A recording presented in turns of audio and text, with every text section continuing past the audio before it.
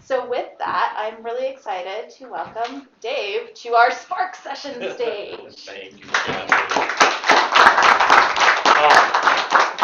This is exciting. I got to tell you, I've been looking forward to this so much. I rarely do evening events. Most of my events are obviously for organizations around the world. They're usually during typical work hours. But this week, for some reason, is evening event week. So this is my third evening event in a row. But the other two consecutive days. So it was Times Square, New York City, downtown Chicago, and now in Walla Walla. So if I doze off at any time, and it's not a reflection of the company, it's jet lag. But entrepreneurs, I mean, you're my people. I live in Walla Walla. I'm an entrepreneur, so this seems like such an honor to me to be able to talk to you.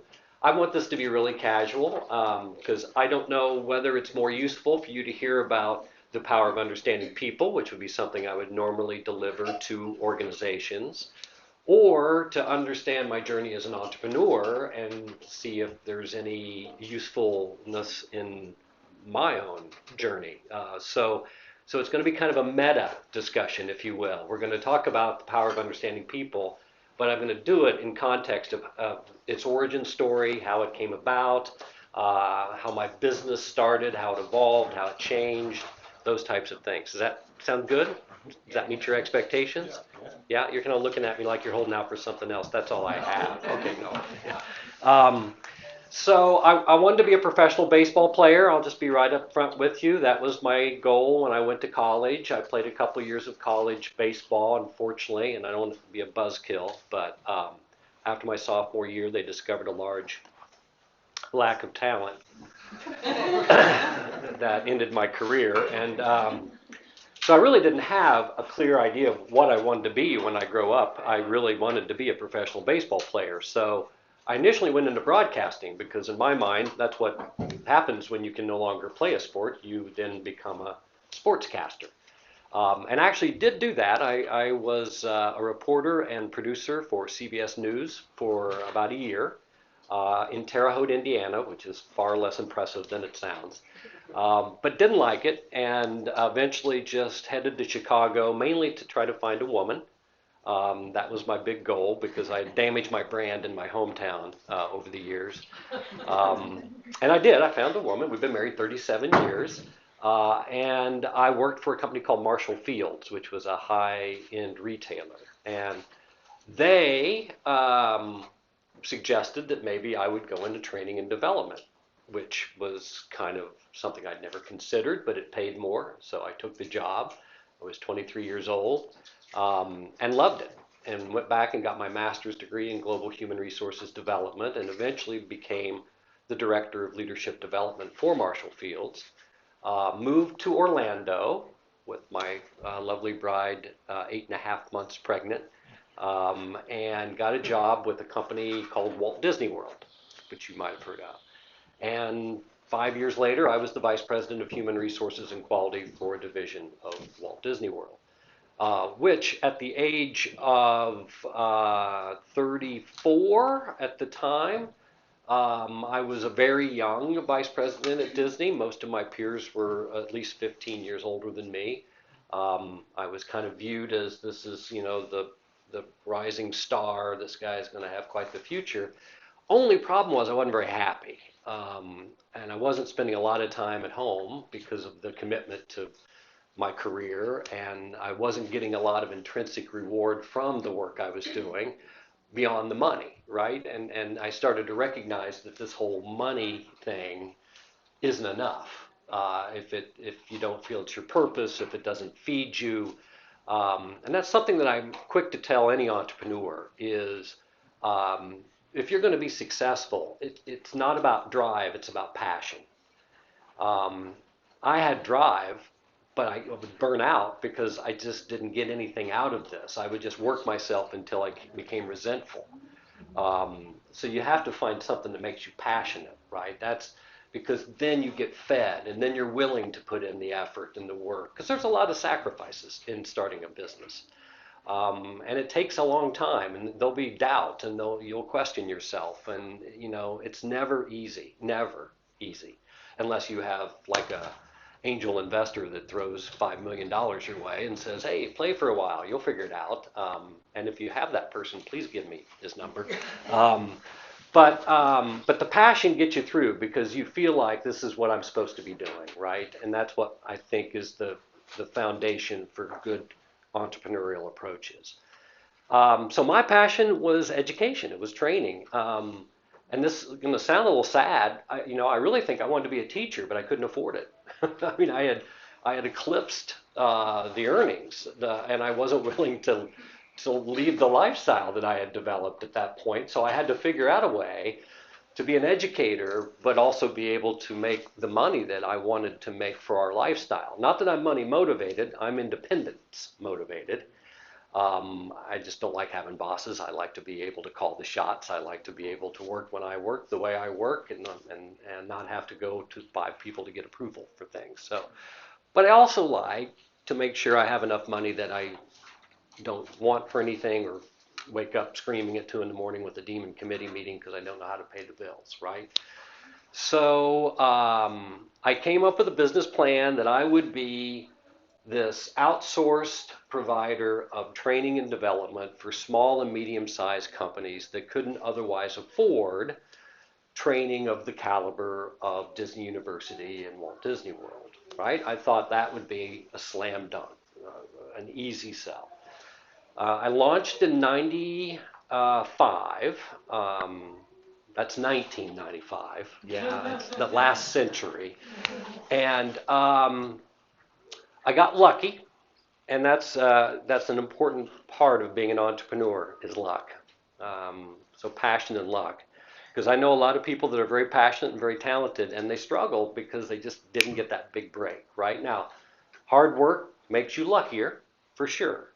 So you can't wait for the luck to happen, right? But there's still some chance involved in life. Life's a honey badger. So it's just happening around you and it doesn't give a hoot, right? So you just got to keep fighting at it until the luck falls in your lap a little bit.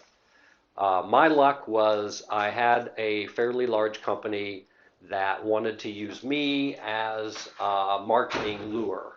So they said, you'll do training for our customers, but we'll sponsor it. And this way, it's like a value add for their customers, right? That if you work with us, we provide leadership training for you. We don't do it. We bring a guy in. And they single-handedly paid me enough in those early years to pretty much cover the compensation package I had at Disney. So that was very lucky. But it was a 2-year contract. But that gave me 2 years. In that time, that assessment that hopefully you've completed or in the process of completing, I made my best decision, which at the time didn't even feel like a big decision. And I think that's a really important lesson to an entrepreneur. The decisions that you make that you think are the big ones probably won't matter. And there's going to be 5 little ones, you thought they were little ones that you made, which turn out to be the big ones. And man, if you could know that, that would be so great, but I'm not sure you can. I think you just have to live through it and then go back and say, wow, that was a much bigger thing than I expected it to be. Mine was out of desperation, which is another lesson. As an entrepreneur, you make a lot of decisions out of desperation. Hopefully you make good ones because you may be stuck with them. I couldn't afford an assessment tool like a Myers-Briggs type indicator or predictive index or insights or DISC, or there's all these ways that people use to talk about different styles and cognitive diversity and how we all think differently and how to lead people that think different than you, how to sell to people that think different than you, how to provide service to customers that think differently than you, right? Do you all meet new people all the time, right? Occasionally when you meet new people, don't you immediately go, oh my God, I dig you like a ditch, right? Don't you have that experience where it's like, oh my God, we should be friends. I love you, right? I'm not going to charge you for anything. I just want to hang around with you, right? That's about 25% of the time. And that's not enough to make your business hum along. You can't just appeal to 25% of the world, right?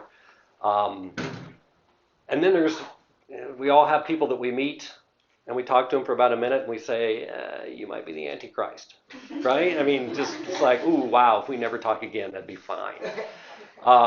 That's about 25%. And, you may reach a time in your business evolution where you can just write those people off, but that's generally not at startup phase or early. You need all the business you can get, so you got to find a way to navigate the ones that are hard for you.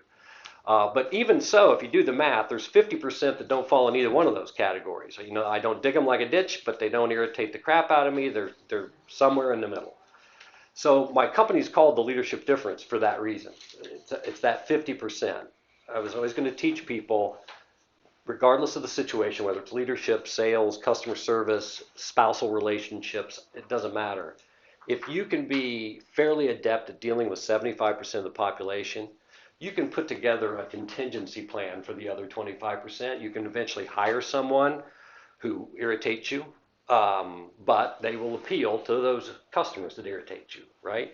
Which is a big evolution as an entrepreneur when you learn to hire people that irritate you, right? That's not a natural tendency initially. You don't want to. I can't wait to start my business so I can surround myself with people that irritate me. But that's what you have to do eventually because you want to appeal to the broadest market. So you need people that appeal to the ones that you can. Right? So I called a guy that specialized in developing these type of tools. He was a psychologist, and I explained what I wanted. And it was a more specific version of some of the existing things. It was meant to be just about communication and building rapport, what's called transactional relationships, not long-term relationships, but more like business-oriented relationships. And I wanted it to report out in iconic Hollywood movie characters, because I'd worked at Disney for 5 years, so I'd snorted a lot of pixie dust.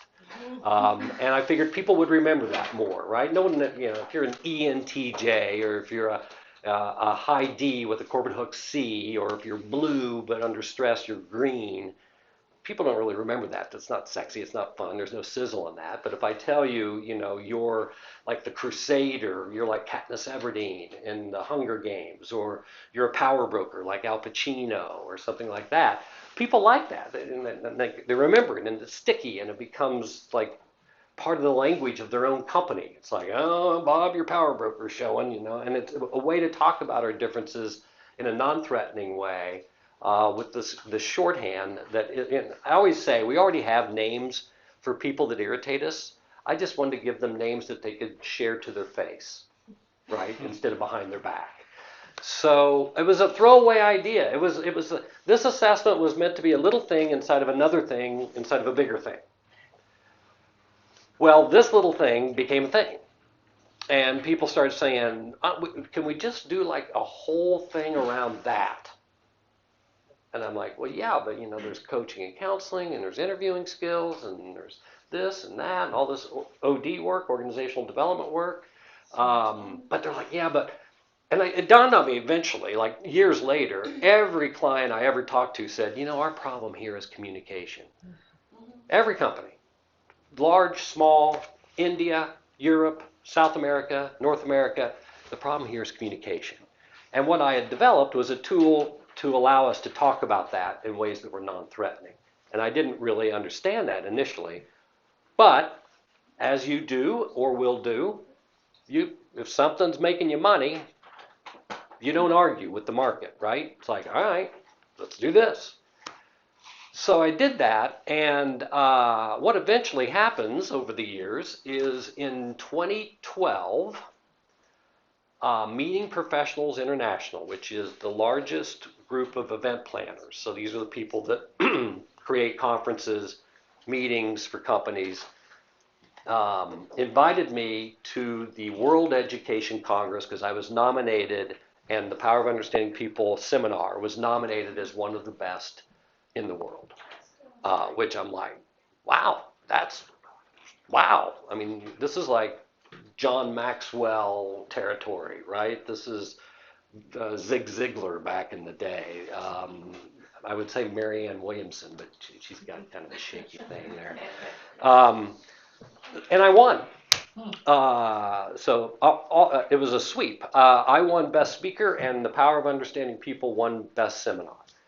And then not a week later, I get an email from Wiley, which is a publisher of academic books in Hoboken, the world's largest, quite frankly. And I thought it was a Russian phishing email because they said, we want to publish your book. I'm like, yeah, right.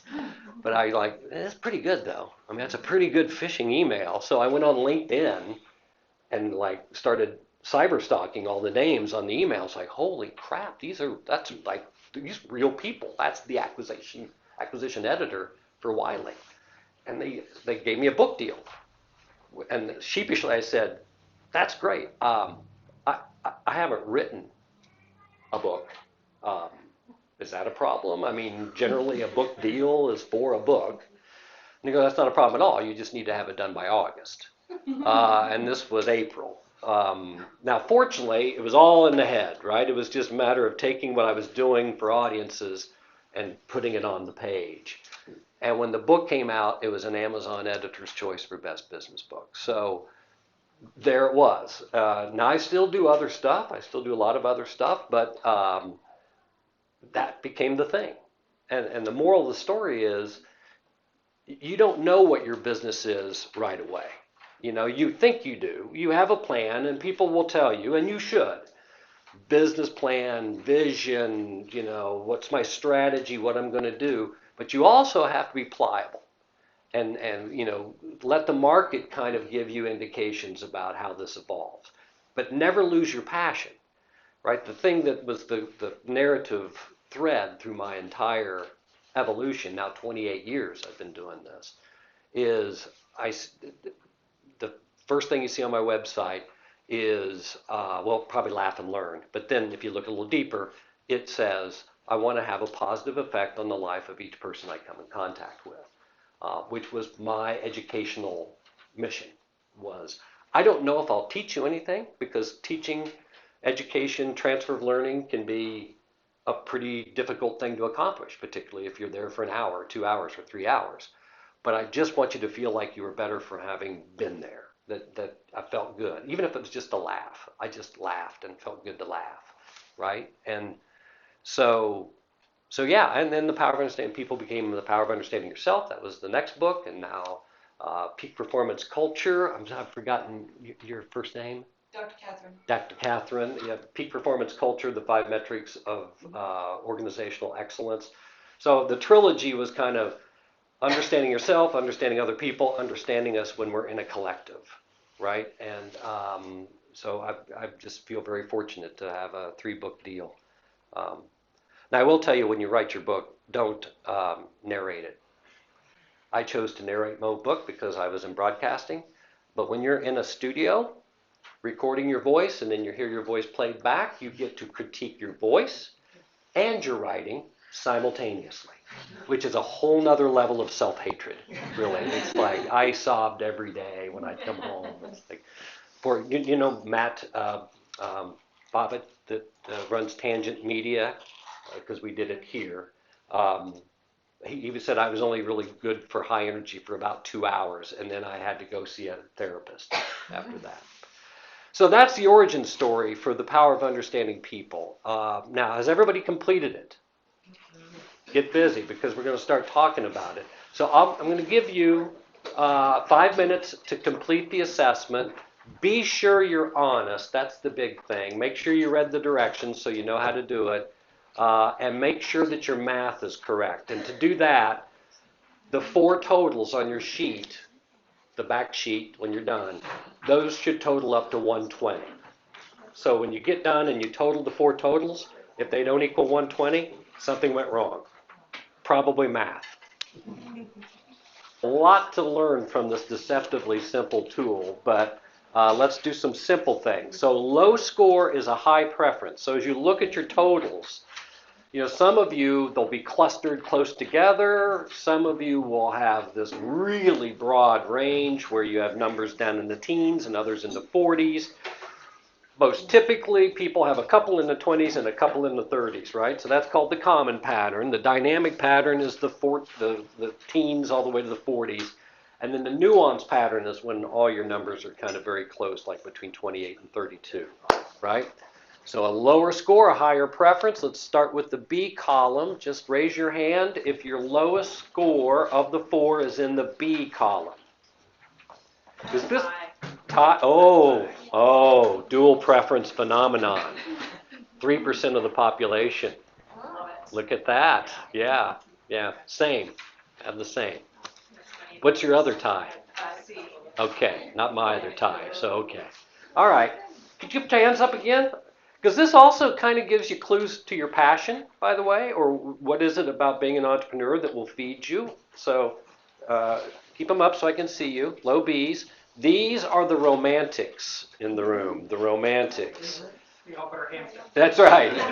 If we could just join hands and sing We Are the World, that group would be happy, right? So romantics have a much higher acuity for detecting the emotional content in their environment. So they have this sensitivity to feelings. Now we all have all of these, by the way. It's just what we prefer, what kind of feeds us. And the romantics are really, really good at understanding the emotional lay of the land. They tend to be very tactful and diplomatic communicators. They are self-sacrificing.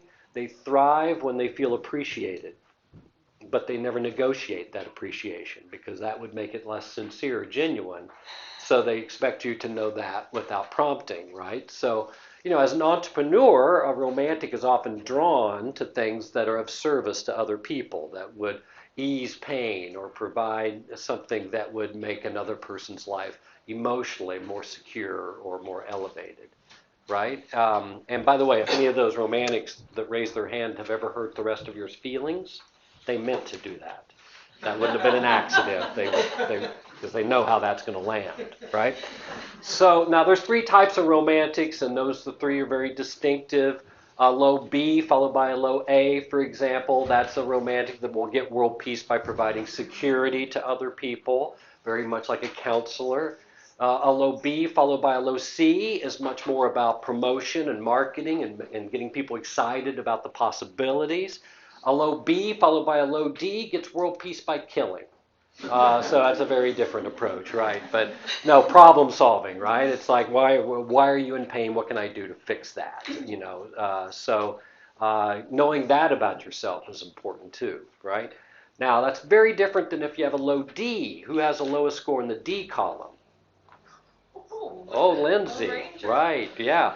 Well, ODs wouldn't be drawn to an event like this. They would be like, when people get together and talk, it's a waste of time. So I applaud you for being here. It's kind of against your nature. Lindsay is not going for world peace. She's going for world domination. There's going to be some casualties. We're going to start by killing the stupid people. That would be very beneficial, right? Not out of malice. It's out of efficiency. I'm trying to get stuff done. You're in the way, sweetie. Yeah. Very logical. It's a self-assessment, Lindsay. I know, Yeah. You didn't understand the instructions. Yeah. Warrior. That's a warrior. Warrior. Yeah. Love it. Warriors are outcome oriented. They like to get results. They apply pressure to get results. They tend to be more direct in the way they communicate. If you see 2 warriors talking, it feels like they're beating each other about the head and upper body, but then they go and have a beer, and the only person upset is the romantic who witnessed that, right? Warriors, capitalism is kind of skewed towards warriors, so it's been my experience, and this is something that the dirty secret that probably nobody really wants to talk about, but as I go up an organization, the population of warriors increases. Now, there are cultures and there are industries where romantics are more valued in leadership roles, particular executive leadership roles, but it's far more common to see warriors, and that's because warriors are results-oriented and they are driven and they are competitive. So, things like a P&L, year over year, increases, just really that's their language, right? And they're not always encumbered by the emotional impact of their decisions, right? So they don't stew about, oh, this is going to upset people, or oh, this is going to be a hard sell, or oh, this could, negatively affect morale. That's not a major initial concern for a warrior, which is why it's important for warriors to have romantics around them, because the romantic can say, look, I understand that may make logical sense to you, but the effect on the morale or the effect on the people could be very detrimental.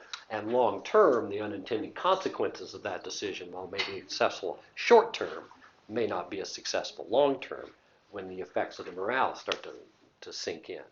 And it's really interesting right now, there is a real shortage of qualified employees for many organizations.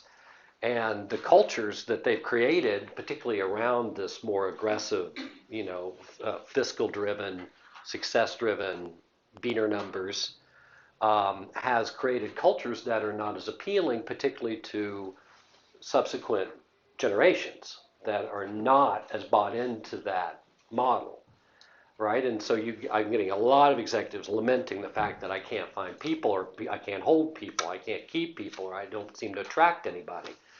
And it's because it's just that culturally, it's not a good fit for a lot of people. So it'll be interesting. I think that's one of the big challenges in capitalism, and as entrepreneurs, it'll be interesting to see how you view it. Some of the measures of success historically in capitalism, I think, will change dramatically in the coming years. I think that model may have started to run its course. It's created a pretty big division, both economically and ideologically in our society. So we'll see. That could be changing.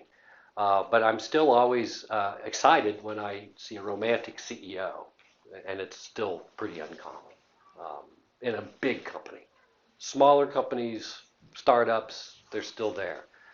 But then the venture capital people come in and they take them out and put their guy in who's much more numbers oriented. How will it be changing? How will it be changing? I think, well, we always believe the next generation is wiser than they'll learn from our mistakes. We always think that, right? I remember being very defiant early in my career. And then, you lose a little bit of that idealism. But I still think with every subsequent generation, it erodes some of the mistakes of the previous generations. Plus, we're now, the people in business today, the leaders of the entry-level leaders now and the future executives are now the first generation that grew up with technology like we have it now. I mean, I guess theoretically technology's always existed, but I was a TV kid. My parents were radio kids. This generation, particularly the ones entering the workplace now, had the internet their entire life. So they didn't have to wait. They didn't have to limit themselves. They could always have stimulation and things that match their interests, and they had that expectation of their environment. So businesses are struggling to hold on to them or keep them inspired. So I just think as more and more generations graduate into the workplace, having experienced technology as a fundamental part of their life, it's going to push these older ways of thinking out fast, much faster than before. Does that make sense? Yeah. Yeah, I mean, I still hear CEOs like, I came here and I started in the mailroom and I worked 40 years. It's like, no one's ever going to do that again. Yeah. Shut up. You sound like an idiot. No, you're never going to find that person unless you spawn them yourself, and then it probably wouldn't even happen. So, anyway, I digress. Low A's. Who's our low A's in the room? These are the experts. These are the people that want to know. Their scope is more narrow, but it's deep. So they want to know everything about the discipline that they're in. And they are risk averse. They don't like to make mistakes. That's part of the reason that they work really hard to know everything, because they don't want to be accused of screwing anything up, right? I hate to use like stereotypes, but I think sometimes stereotypes can be useful. Like if you think of romantics as teachers or healthcare providers, not necessarily doctors, but physician assistants, nurses. And if you think of warriors as executives or doctors, then experts you think of as engineers, right? People that it's all about best practices and precedent, and you got to learn it. The crafts, the trades, still practice this mentality. If you're the best drywaller, then you become the supervisor of drywalling. And if you're the best supervisor of drywalling, you become the manager of drywalling.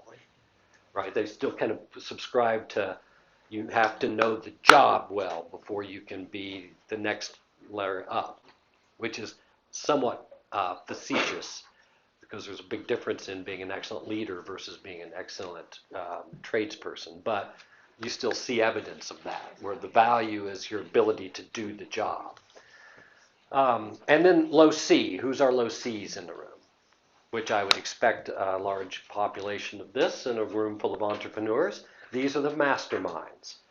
These are the conceptual people, the high risk tolerance, the lots of ideas, the arguably more creative very often, comfortable with chaos,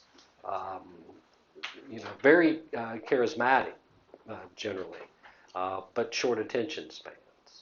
Um, Gene's a guy you'll want to talk to. He's very interesting, but about halfway through your conversation, squirrel, Gene will be gone, right? Because he's heard enough. That's enough for today. So all of these styles can be effective in any job, provided that the context, the environment they're in, allows them to do the job that way. So these are not skill-based things. That's why I'm hesitant to use stereotypes. But unfortunately, throughout the late 20th century, and probably still to a degree today, we use these types of tools to encourage people into certain careers, which was completely facetious. That was completely bad, but we did it. And so now a lot of us had jobs because a guidance counselor told us, oh, you're heartsy, you should be a nurse. And it's like, but I throw up when I see blood. Don't matter, you're heartsy. Don't confuse style and skill. But style is what builds rapport with other people, what makes it easier to understand them. So I mentioned the intrinsic need of a romantic was appreciation. The intrinsic need of a warrior is independence. I'm a romantic warrior, so I like to be appreciated, hence being in front of crowds. And I like independence, hence why I didn't want to do that for somebody else. I wanted to do it on my own. The experts want security, and the masterminds want options. Different, something new. Make every day a little different. Question. What if you're too away from everything being very? So that's that nuance pattern. Would you mind going through your scores, A through D? 26, 28, 32, 34. 26, 28, 32, 34? Yeah. So that's still, there's enough difference there that you wouldn't be a classic nuance pattern. You've got 2 under 30, 2 over 30. 30 is kind of the tipping point. But it just means you have a little bit more cognitive dexterity. The amount of stress that you experience when you talk to a warrior would not be as high as someone who scored like a 42 in the D column, for example. Does that make sense? Yeah, I still shake though. Yeah. Well, and the way I explain it sometimes is if you can imagine your brain as a toolbox, and these are 4 tools in your toolbox. You have one on top, then you have one, and then a second, then a third, and a fourth, and the depth of the toolbox is stress. So when I use that tool on top, I don't really experience much stress. So if I'm dealing with someone that obviously uses that same tool, there's no real stress in this dynamic. So I like it. I can learn to hate them for other reasons later, but they're easy to talk to, at least initially. If that person in front of me uses the tool that is my second, then there's a little bit of stress. But I've used it enough, I'm comfortable enough, I know these people. And I have friends like this, and I can adjust to that.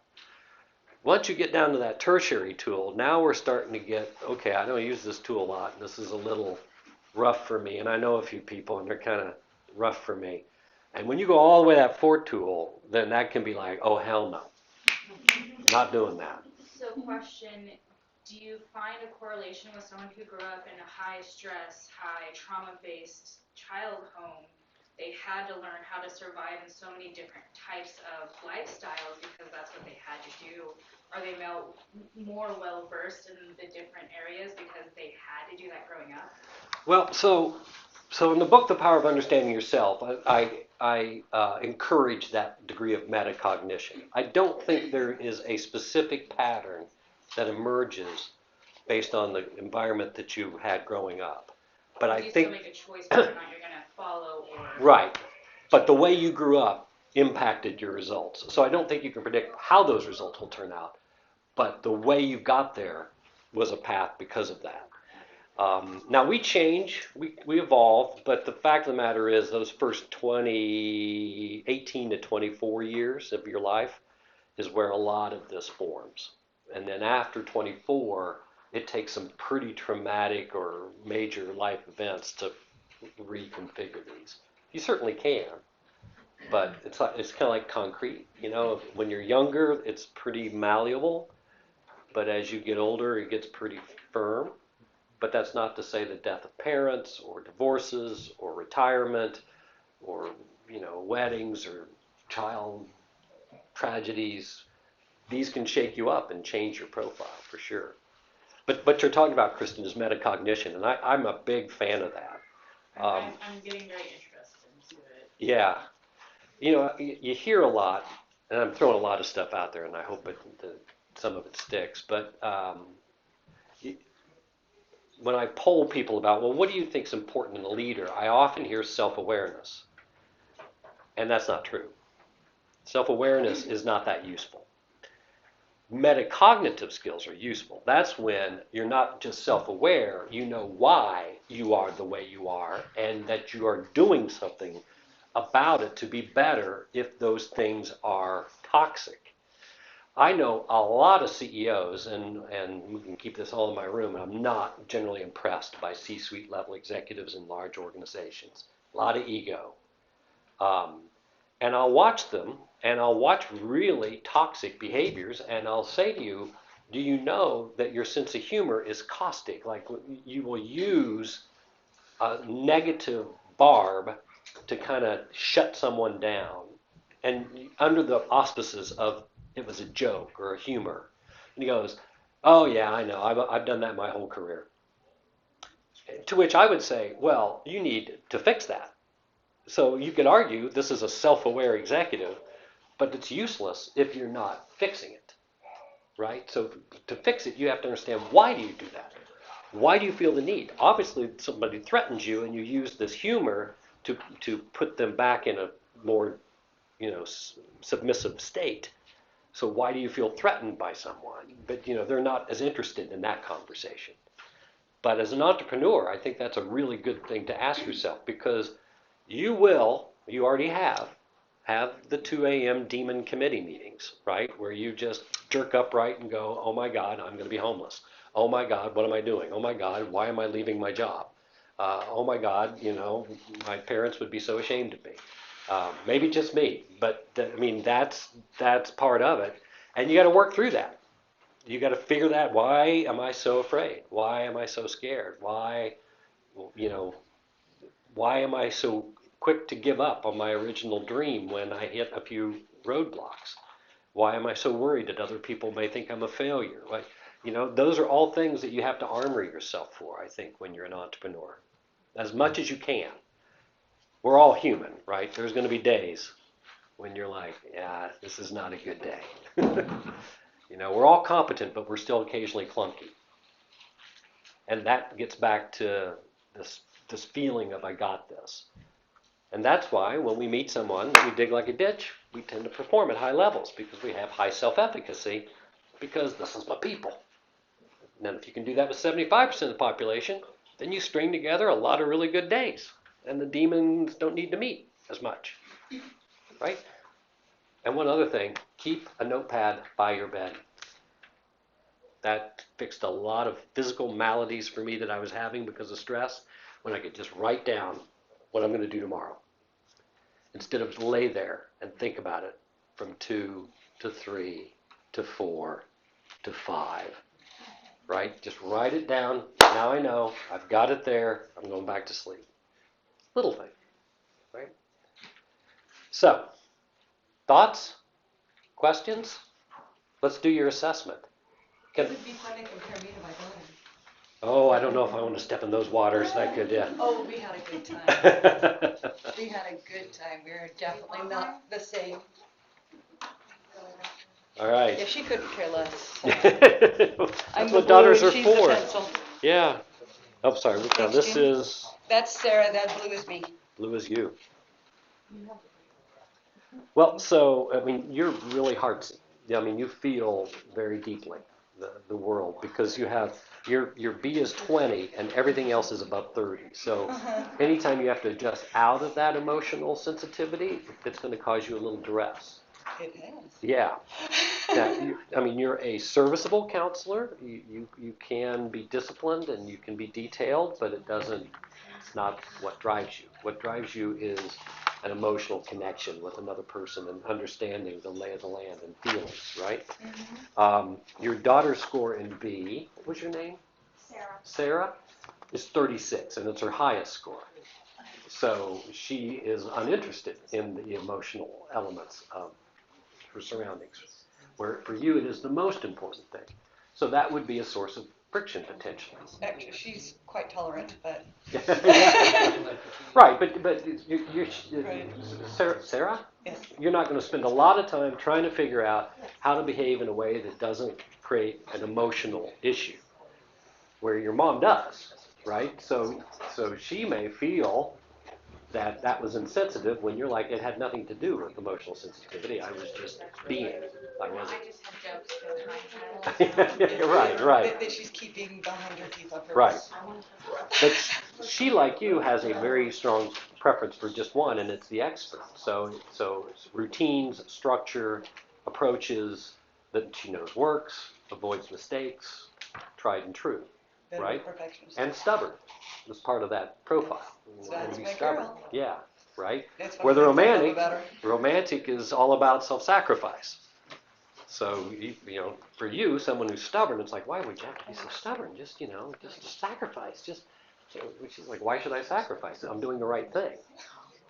I think Right? we got you a little wrong. Yeah, I have a pretty strong stubborn streak, but. Well, I mean, they're secondary experts, so you can appreciate the need to be right and the need to do it a certain way.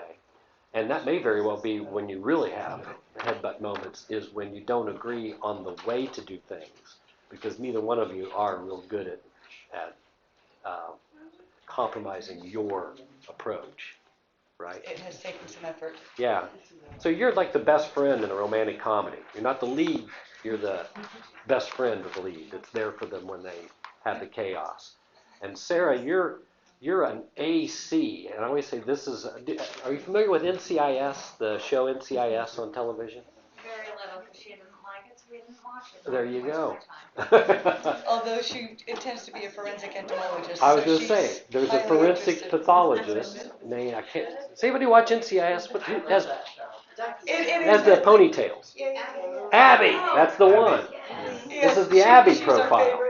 Yeah, it's the Abby profile. It's the person that's like a scientist during the day, but at night you think, I think you may be a bass player in an all-girl punk band, right? Right. So there's a creativity with Sarah too that will surprise you, because when you see someone who thinks like an engineer and things are very black and white, you don't expect the creative element. But that's how cancer gets cured. Cancer is not cured by an engineer. Cancer is cured by an inventor. It's by a sculptor. It's by a musician. People that have to learn a discipline, practice a discipline, and their knowledge of that discipline becomes so strong they can experiment. Right? That's what she does with balloons. There you go. All right. Exactly what she does with balloons. A round of applause for them being that brave to do that. Anyway, how are we for time? I didn't ask how long I was supposed to be here. As long as you want to be. Oh, I'm out. No, we had it technically scheduled until 6, but. Oh, okay. everybody seems engaged. Well, we'll turn it over to questions.